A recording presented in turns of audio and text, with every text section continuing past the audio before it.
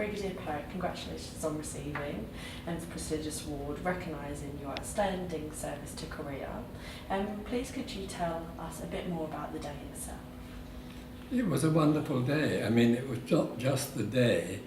The day I arrived, I was met by the ladies of the Korean Patriotic and Veterans Association, who welcomed me specially and looked after me all the way through. We had nurses with us in case we old goats fell over. and we had a revisit program where we went to the DMZ and the museum, which was wonderful, and to the memorial where the names of my colleagues were on the wall, which was very poignant. And then on the 27th, which is the critical day, I wasn't aware of the significance of the award. I'd been told there was an award, but I didn't realise the significance of it, except when the ladies kept saying, "Oh, it's special, you know, it's special." And there were two of us that were picked out on that morning, the 27th, a Filipino lady whose father had been killed in action commanding a tanks, who had saved some South Korean soldiers. And she and I went early and we had a rehearsal, and I knew then that it was going to be slightly different. And they said, "No, the Prime Minister is going to award you," which was, you know, very special. So we had our rehearsal, and then we had drinks and tea and things with the Prime Minister and Madame P, the Honourable Minister P, who was the Minister of Korean Veteran Affairs. And the Prime Minister was so relaxed and friendly. I'd met him before when he came here, and he remembered me. And when the presentation came, he gave the Filipino lady her award, and then he asked my grandson to come up as well, which was rather nice because they paid for him his flights, they paid for his taxi, they paid the accommodation. Very, very nice of them. And so he was invited up to the stage as well. And the Prime Minister Lee came over in a really warm manner. If you see the photographs, he wasn't saying, "Oh, here's a foreigner, I'm going to give you this." It was smiling, shaking hands, a warm, friendly appearance, and to my grandson. And the pictures show that. It was a relaxed, very friendly award. And they put the citations first, which was a thick, rather a board, which then hung the thing around my neck, and then a really well-made box for the award. And then inside was a little box. Do you want to know the time? Please tell me the time. Oh my God. And that is a special, because when I went back to the hotel with all the Korean ladies, "Ooh, that's the president's insignia." So it was a great honour, and I'm told, and I looked it up actually, there are only, I think it's 11 recipients of this level of the award over the last time, since it was inaugurated. And the United Nations President Ban Ki-moon got it, and famous scientists, and Lady Rothermere was the one before me, and myself. So yeah, it was special, and I'm very honoured and tickled pink to have it, with not only the receipt of the medal, but the attitude and the way people responded, and so on. Absolutely. It's humbling in a way. So leading up to the award ceremony, how did you prepare for it? Well, I didn't really, until the morning of the 27th, when I was told, and it wasn't until they said, "Right, the Filipino lady and yourself have got to go early."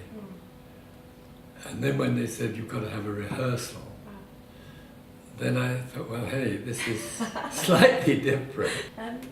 So kind of taking it back to the work that you've done with lecturing and talking to other people about your experiences, why do you think you have dedicated so much time over the years to sharing your experience of the Korean War with others, for example, at the K-pop Academy? I think as a soldier, I came to the conclusion that we in the British, the Commonwealth, all talk about what we did at Gloucester's and the Hook and so on. The United States talk about their battle.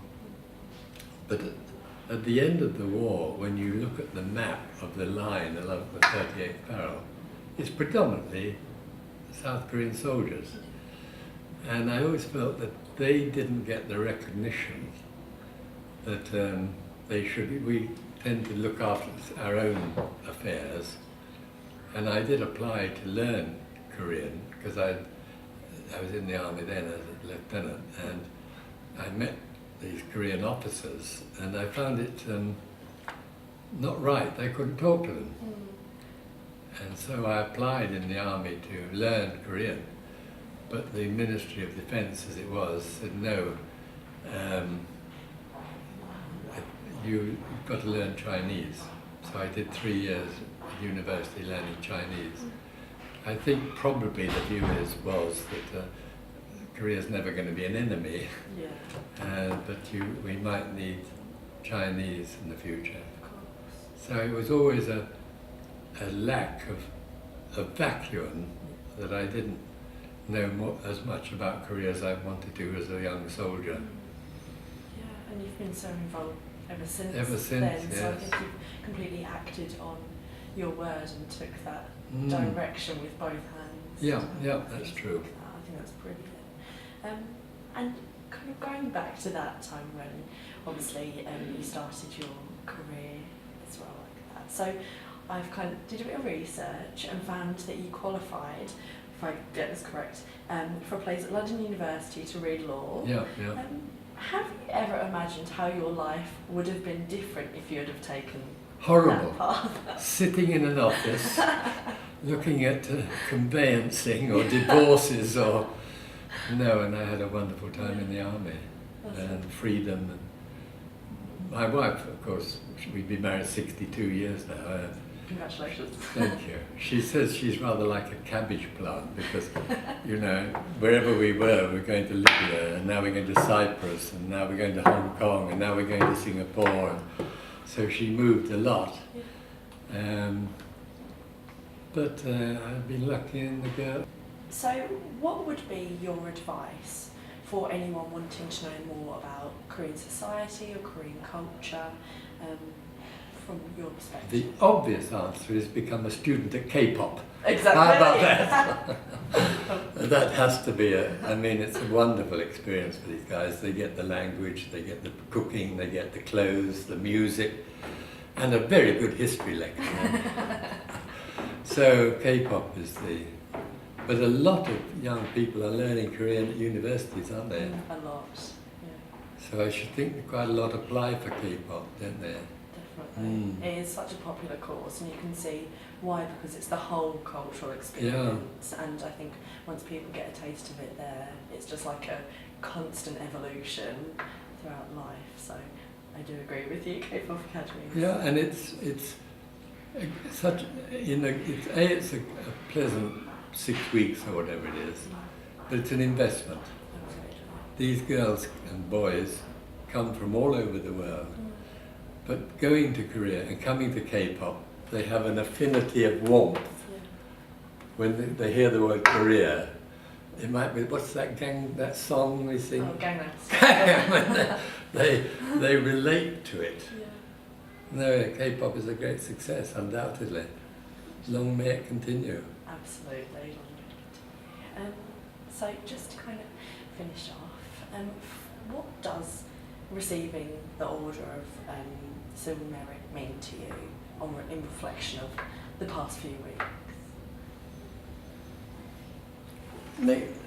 Makes you feel humble. I'm selected. All the guys in my regiment, there were 30 of us who went. Only 2 of us are alive. one is in a wheelchair and a bit doolally. So I feel it's an honour, which not just for me, it's for all those guys and the guys, my friends who are in Busan Cemetery. So an enormous personal honour, but a reflection too of my colleagues and regimental guys who, I know it's trite, but those guys, my troop commander and so on, were 20, and look what they've lost in their life. So I take it as a personal thing, but as also a thank you to the Korean people for recognition of all the other guys, and particularly those who didn't come back.